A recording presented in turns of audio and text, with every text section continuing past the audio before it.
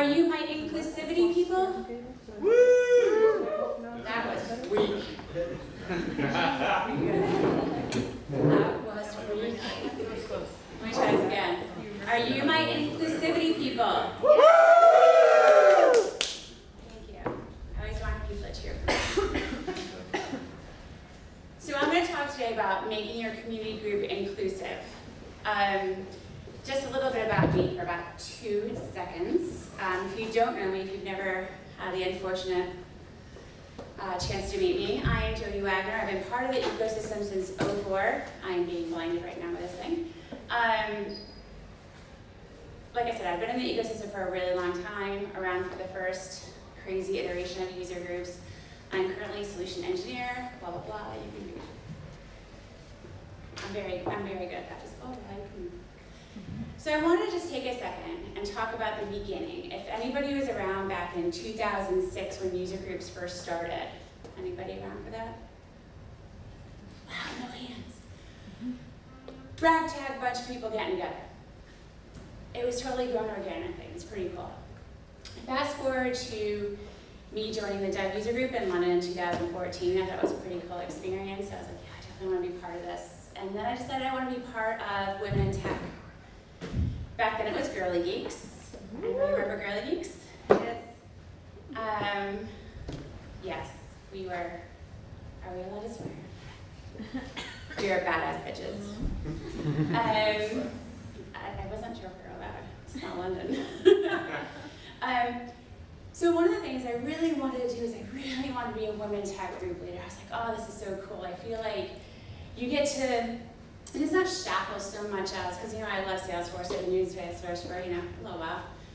But it gave me a chance to really expand things out, like really talk about some of the challenges that, as women and underrepresented minorities that we face in the ecosystem, right? Talk about pay disparity, talk about all kinds of things, like really start to think about all these different issues that we can come together and talk about.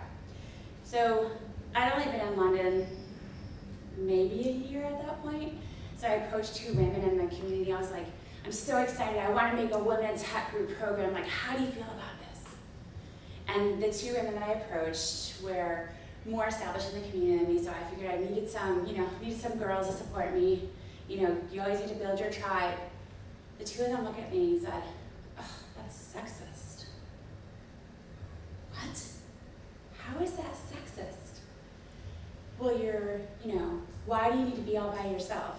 Well, I'm not. I'm just trying to think of things like, we're at a dev user group, and I love the dev user group, but let's be really honest about who's in the dev user group. Don't you want to make a space where we can kind of talk about some of the career challenges that we face? And I'll be really honest. In London, as a woman in tech, it's not pretty. I was like, how do we support each other? And they just so poo-pooed the idea that I was dejected for about a half a second. And I'm like, F that. I'm just going to do it anyway. So fill out the paperwork, do all the stuff, all the things, and here I am trying to run it by myself, and I'm like, it's a lot that you have to do. So, just to kind of do a quick little rewind. If you were part of,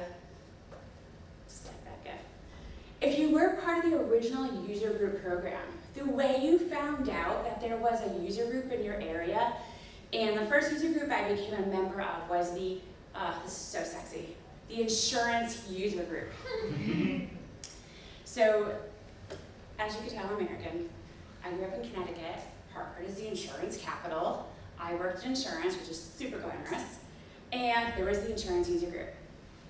My first issue with inclusivity. They met at 3 o'clock in the afternoon. Who with a professional corporate career goes to a user group at 3 o'clock in the afternoon? I was working 90 hours a week at my job because I was a solo admin for way too many people. There was no way I was going to a 3 o'clock user group. So that was my first run-in with user groups, which I thought was really interesting. And that's always stuck with me about times and making sure that you're thinking about people, because I can tell you right now, there is no way I can do that. Now, if you've ever gone to like a public sector user groups, government employees, they can meet at 12. It's totally fine. The rest of us, 6 o'clock's about good. So I wanted to give that little bit of history because I think we've come such a long way. And I'm never doing white slides again because I'm being blinded. It started in 2006. I believe Pete Fife started the first user group, but I haven't been able to fact check that yet, so let's just go with it. Started in 2006. It was a total organic movement. Women in Tech started in 2010. It was a happy hour at the press club at Dreamforce with Geraldine Gray going, and the other chicas want to come to a happy hour to celebrate us girls? Then come. That's how they started. In 2015, they were rebranded to Women in Tech. I guess that sounds more professional, whatever.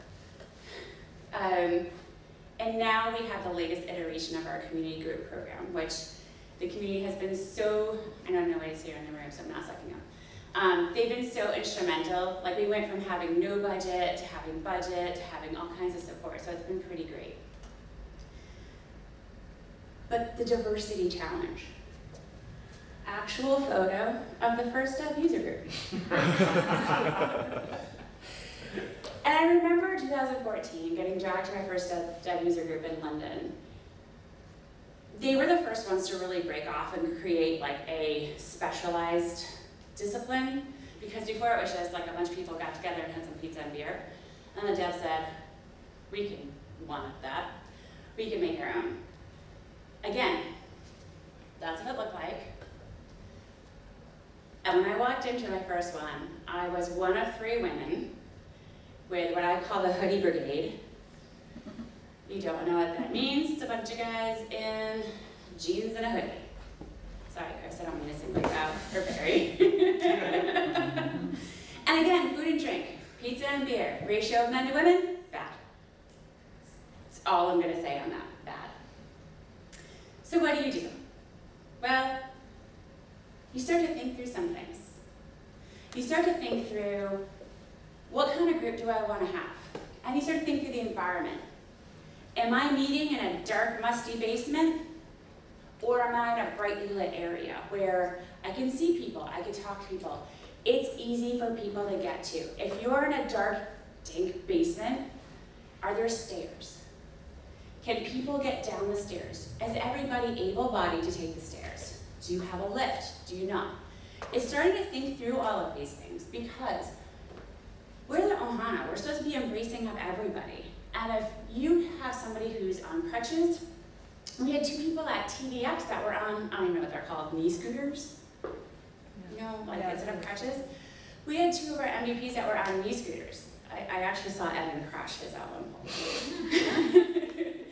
So think through these things. I know sometimes there's not a whole lot you can do about space. Sponsors give us space. We're like, yay, thank you. We don't have that big of a budget. But can you bring in some extra lights? Can you maybe do a walk through the space? Think about some of these things because it just helps with the environment. This is my next favorite one, food. Yeah, that looks awesome, doesn't it? Ooh, hey, that looks pretty awesome. But are your members gluten-free? Are they vegan? Halal? Maybe, I don't know, they're doing keto. Do you have options for them? Do you think like maybe adding a salad to the pizza? Or maybe doing something non-dairy? Food is really important because that's going to not make you feel welcome. Again, back to the dev user group.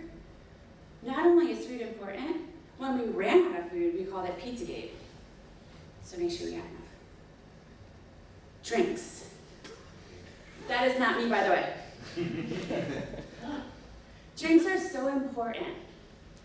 Yes, we know almost every community event has alcohol in mass quantity. But do you have soft drinks? Do you have water? Do you have juice? Do you have mocktails? Not everybody drinks. And these are 2 of the easiest things you can fix in terms of inclusivity. Content. What is your content? I saw something so cute the other day where people made picture frames at a Women in Tech group. But that kind of content, it's okay every once in a while. But if you're trying to build a network of allies if you're trying to have different groups of people understand the situations that you go through, if I want someone to understand why I felt a certain situation made me uncomfortable, and maybe I want some feedback, or maybe I'm going to give you a teachable lesson, content's really important, and it's not going to be gained over making picture frames. There's nothing wrong with making picture frames. Please don't anybody take that away from the topic. But is the content appropriate for the audience? We never at Women in Tech meetings man bash. We never do that, because what we want to do is create allies. So that word was allies, I think it came out weird. We had a Women in Tech meeting sometime last year where Keir Bowden came. If anybody knows Keir, he's an incredible ally and one of my closest friends. And he wrote a blog post where he said, it was the first time I had to sit back and let everybody speak, and I wasn't the first person that needed to jump out. He's like, women jumped out and they shared their story first, and he's like, I just sat back and listened.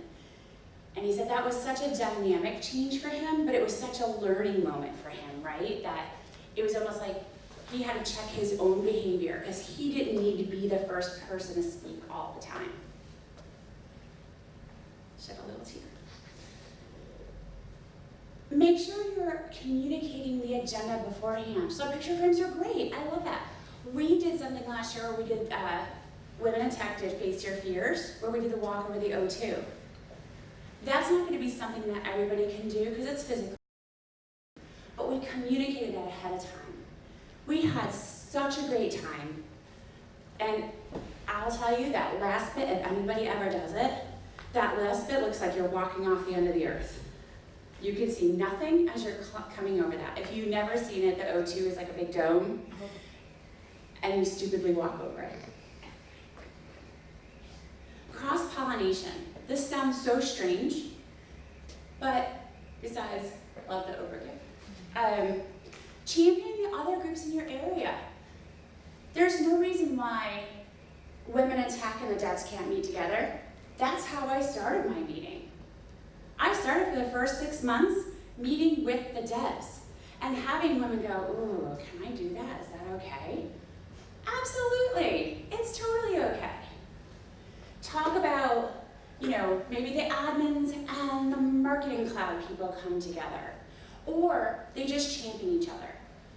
I could be finishing up, a user group meeting, then say, everyone should check out these next 5 ones that are coming up because these are some of the great things they're doing.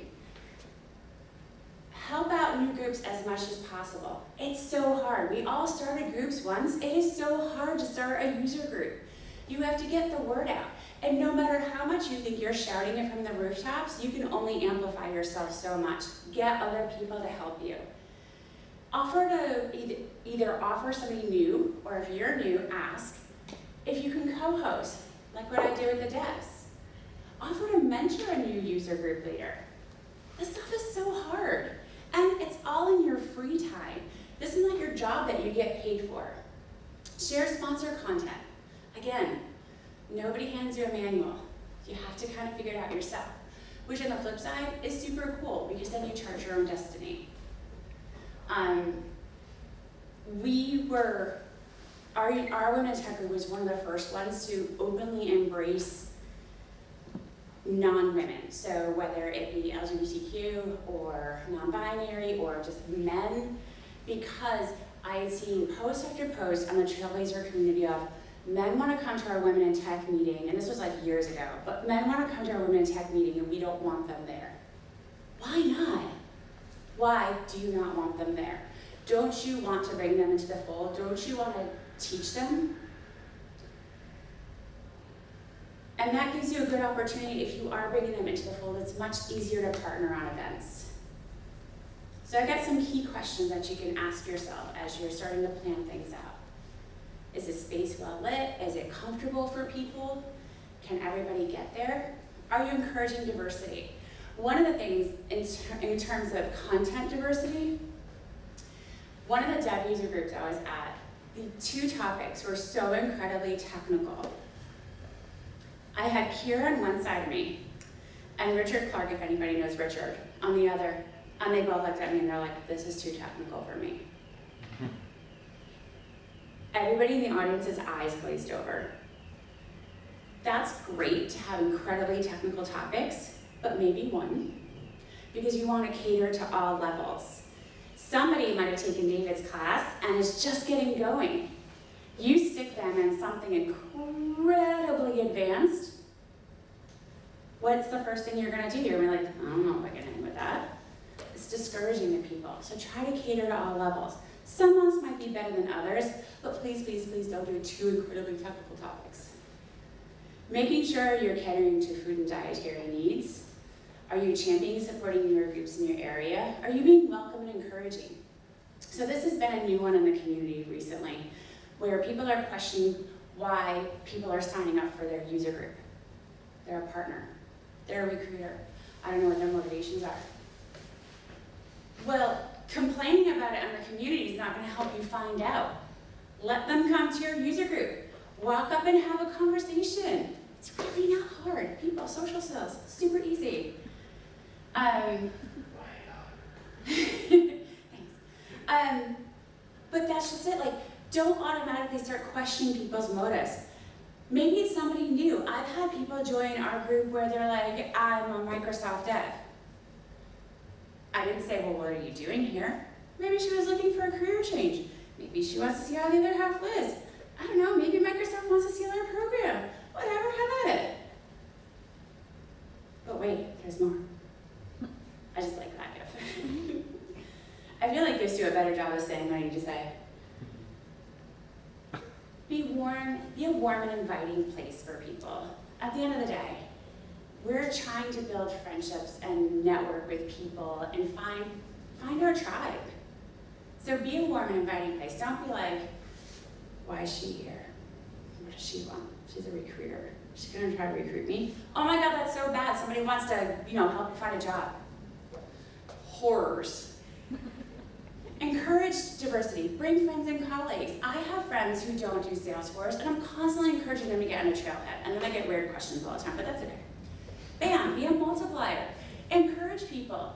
Maybe somebody in your workplace is a Salesforce user and not an administrator. Bring them along. How many times have people accidentally become involved in the Salesforce community or just actually in the Salesforce jobs? So many times, and that's really the way things are going, right? Bring extra people. We love extra people. And realize that everybody brings a unique set of experiences and perspectives. So for those who don't know me that well, I deliver this training called I Am Remarkable. And it's all about being able to talk about your accomplishments, which is a little bit more difficult for women and underrepresented minorities to say them in a way that aren't bragging, right? It's being able to say, I am remarkable because of X. Actually, I kept using fill in the blank the other night. That was terrible. I'm remarkable for this reason. And it's this whole program about helping people say that and be able to exercise that muscle of saying, I can do this. I can be this person. I can get this job. I don't have all 10 requirements. I've got 6, but I can do it because I can learn. And one of the last times I taught it, I had this woman basically rip me apart and say, I have a PhD in a very technical discipline, and I've never felt like I was singled out, and I've never felt like I was disparaged by men. That's great. That's great that that was your experience. I'm pretty sure you probably didn't notice, which is what was really happening, because having been in male-dominated fields of finance and then technology, sometimes it's subtle. But just because that was your experience, that doesn't mean that was everybody else's experience. I had a couple of women head swivel at her what is wrong with you? She was ready to argue me down because her experience differed from mine. The problem was is her experience differed from everybody else in that room. And I'm thinking to myself, I did this, I'm gonna take a step back and I'm not gonna react, which is really hard for me because I'm from the East Coast and that's what we do. Took a step back, just breathe. Other women in the room said to her, but that's actually not normal. That's not a normal situation. And proceeded to have a lot of conversation, and it spurred a lot of conversation. But this one was like ready to go. You're wrong. That is not true. And I'm sorry, but having been the person that teaches this class, is a women in tech leader, constantly talking about, constantly banging on people about diversity and inclusivity and how we do all this stuff. It wasn't it was a personal attack, it's that she just didn't understand. And I might not have been able to help her understand because I was already saying this stuff, so it's like, I'm already converted. I'm probably not going to convert her. But when the whole room got into it, she just shrugged her shoulders and was like, okay, whatever. Make sure you understand that not everybody has the same experiences. Because you know what, in the end, that actually gives you better conversation. It actually helps you learn more things. That diversity of thought, it's not scary, it's enlightening. And with that, once I figure out how to use my computer, I want to say thank you.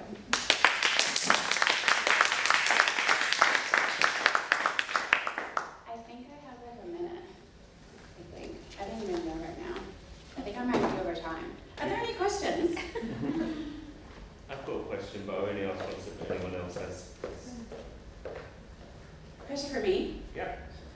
How do you deal with testosterone-filled environments where I'm suspecting women don't want to be commented on how pretty they look? Because we occasionally have those sorts of problems. Really? Yeah. That's an interesting one. Can you give me a context? Like, what?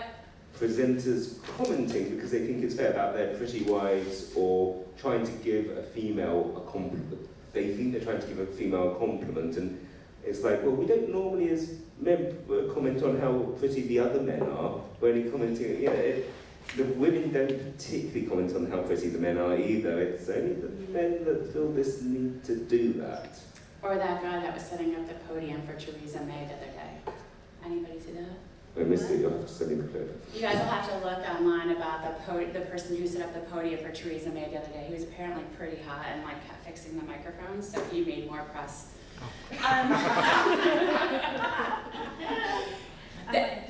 That was an aside. I mean, I'm working on the basis that doesn't create a welcoming environment. It doesn't. So I feel like we're still at the beginning of teaching people that David could come up here and speak with me and, oh my God, you're so smart and you're so brilliant. And then I can come up and it's like, oh, your hair looked nice. Yeah. Which it doesn't because my flattener's not working right.